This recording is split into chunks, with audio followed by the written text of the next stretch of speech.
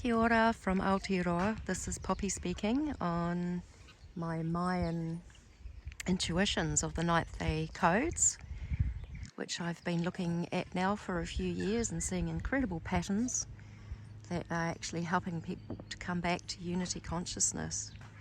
So we're actually in the, oh look at that, a butterfly. We're in the DAYWAVE 117 in 4 night, which is all about dreaming the dream of our cosmic parents, Papatūānuku and Ranganui, and these are the dreams where everybody is abundant, everybody is provided for.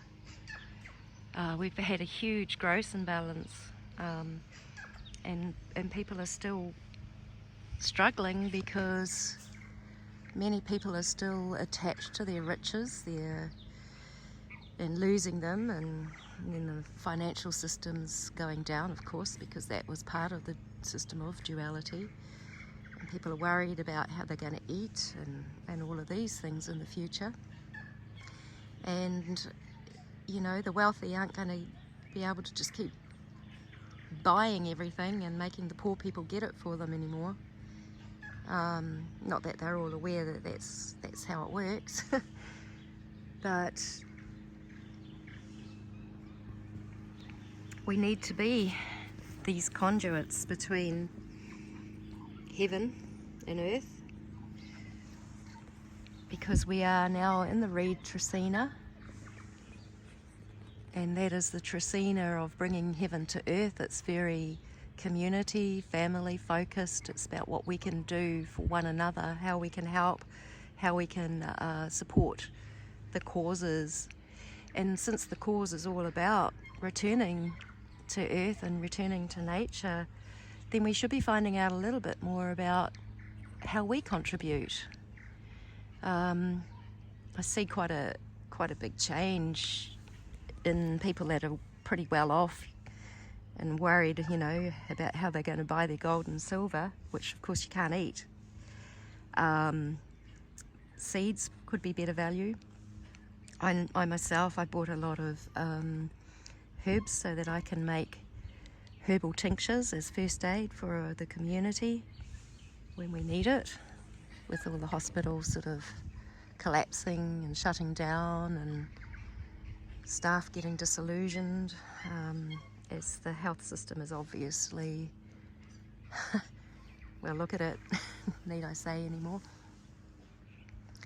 It's spring here in where I am, in Aotearoa. There's some beautiful new growth here on these guava trees. And in the northern hemisphere, you'll be having beautiful autumn flushes with the trees as they give their last flush before winter, when they will slow their growth down and rest a bit more, depending on the plant, of course. But you see, nature, she's the only thing that's consistent here. She just keeps going. She just keeps giving. Even when humans have raped her, pillaged her, trampled over, when the matrix overlay has gone over the top of her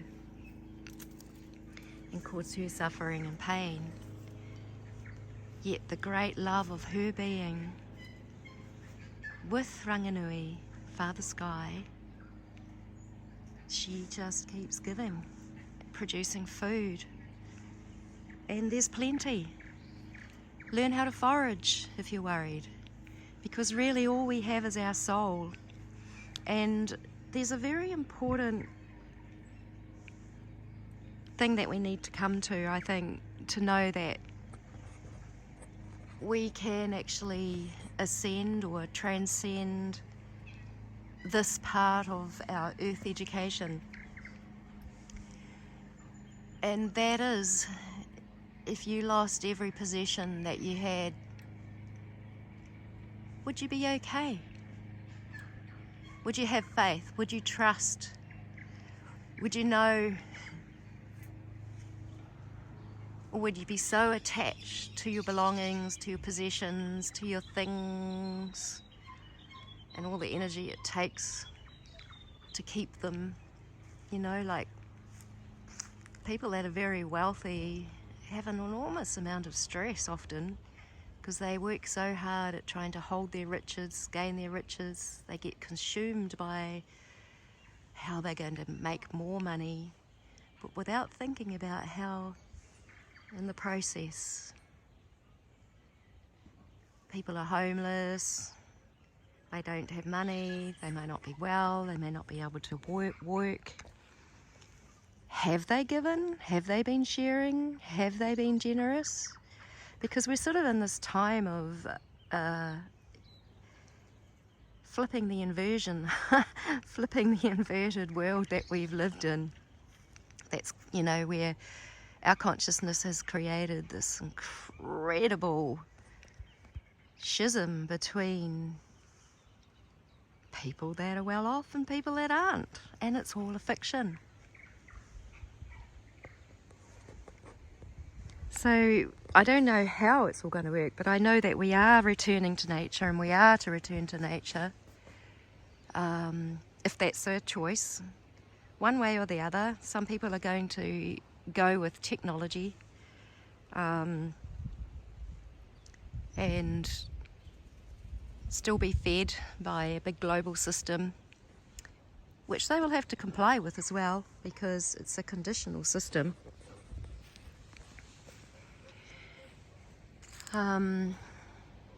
And, you know, really that means letting your soul go.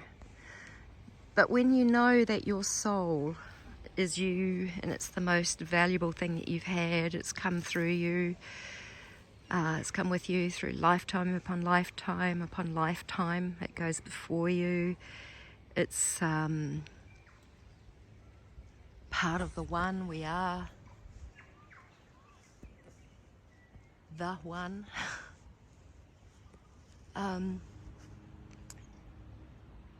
Isn't that what you would look after the most? Your soul? And our soul, look, the sun is solar. It's like this. It's a presence. And it's a presence that is part of the one.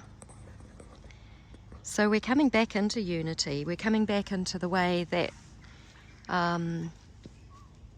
that we once knew a few thousand years ago, where we lived in a sacred life, a shamanic life. And a shamanic life is one where you just live by nature. You mix and mingle with nature.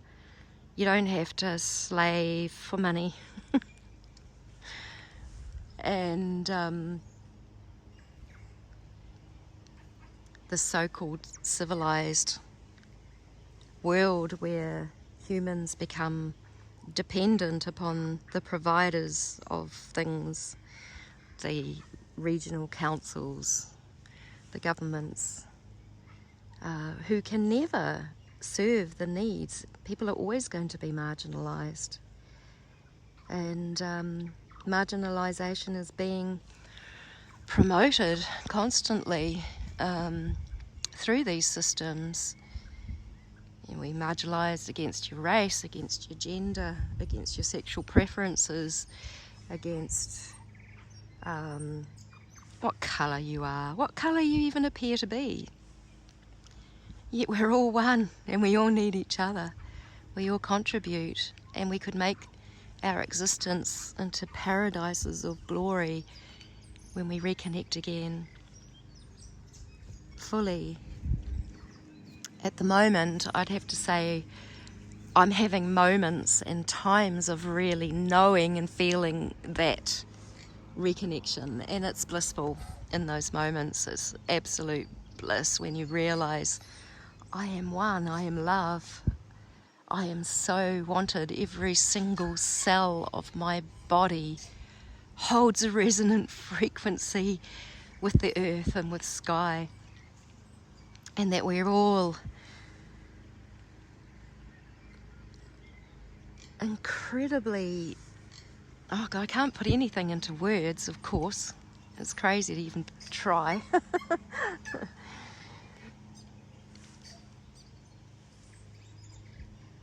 But by practicing, by being the pillars that connect heaven and earth, we actually have the joy of the experience of what that connection really is, and no words will ever describe that. It's such a personal experience, and we're the only ones who can find it. We're the only ones who can create it for ourselves. I can see animals experiencing it. You can see little babies experiencing it.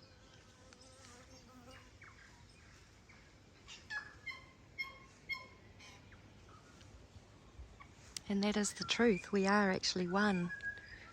We are one. And we all may feel a little bit challenged at this time because we're going through the hardest things at the moment.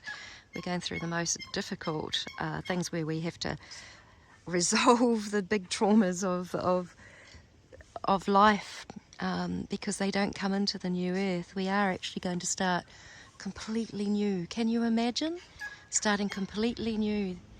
That trauma, that abuse, that past, it's going to go. We don't have to take it. Look, beautiful butterfly. That's a symbol of new beginnings to me.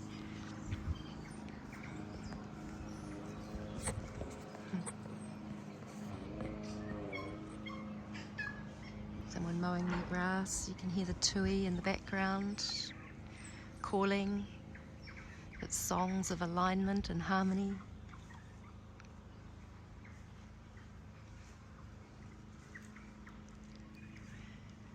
I'll be honest too, and like I've been struggling big time with certain health issues and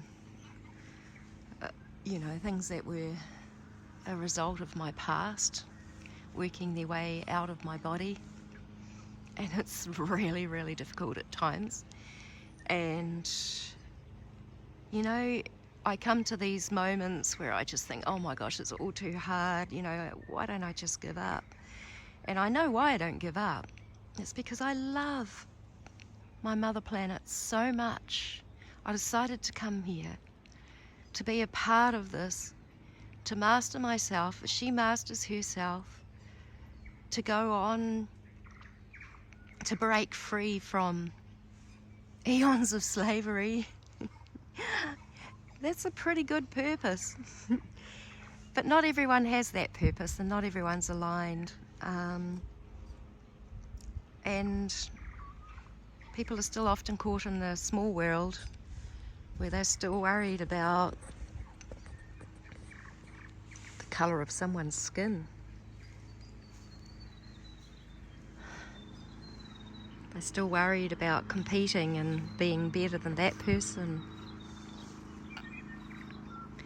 Where we're all whole, complete souls. Each one of us is 100% valuable without compromise. And that's the truth. And the truth can set us free. That's why we look for the truth. But once we find the truth, then we're compelled to live the truth. And do that with one another and with the support of one another in communities, families, those that we have a shared vision, agenda, purpose with. And you'll know when it is shared, when it works, is because there's utter transparency, and that we can be totally our authentic self without judgment around people. We won't be judged for what's left of our addictions. We won't be judged for that our bodies might not be able to do this or that or the other thing. We'll just be loved and accepted, and we will just bring each other up with us. We will bring people up.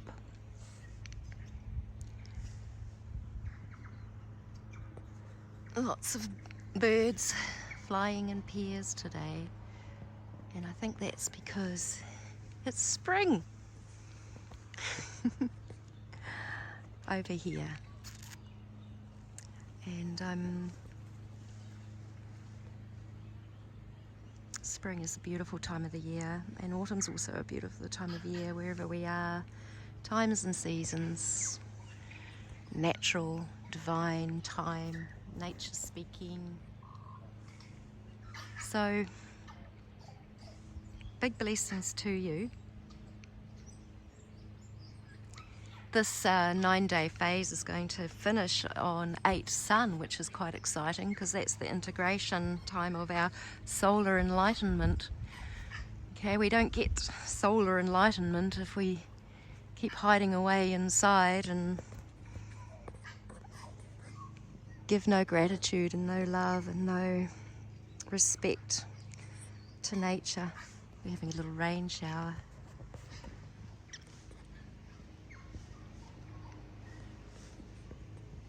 Anyway, I just wanted to encourage people just to take up nature's way. Learn, you know, what could be eaten in your back garden if you need to. I know that we are all guided every moment of the way with this big transformation, with this time, you know. Huge things can change, huge earth changes. You know, we've been so attached to money systems and the artificial world that we seem to think that that is life, but it's dying. And nature is seeking to thrive and rise, and she does it the more with us. She just loves it when we just are with her, loving her, thanking her, being with her, nurturing her. It's really a two-way thing. It's not all a one-sided thing. As we grow, it's not like we're babies anymore. We don't just have our mouths open for milk.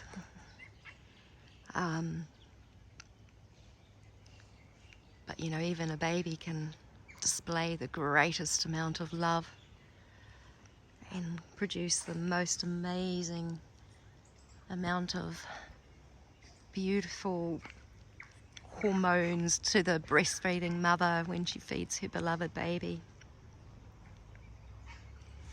So all is sacred. You are sacred. You are love. You are beautiful. You are vital. You are needed. When those suicidal thoughts come up for anybody, or the thoughts that it's all too hard and I can't do it, just know that it's actually something that's dying, that needs to die, that can't come into the new earth.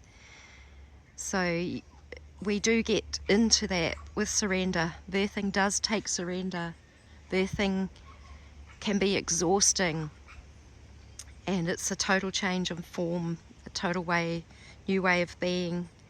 I mean, we started this unity birthing back in 2011, and you know, we've got some years to come where we are in this, you know, and there will be relief along the way, new ways of abundance that bless and support the earth and her environment, and will come. And I've seen this. I don't know how it's going to come, but it will become, and it will be something that's fair and equitable.